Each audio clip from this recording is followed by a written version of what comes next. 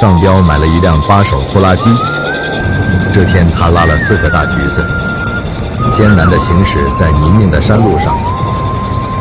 他的驾驶经验非常丰富，得幸于小时候偷骑隔壁的3轮车。丧彪终于来到了乡村大路上，他开的速度越来越快。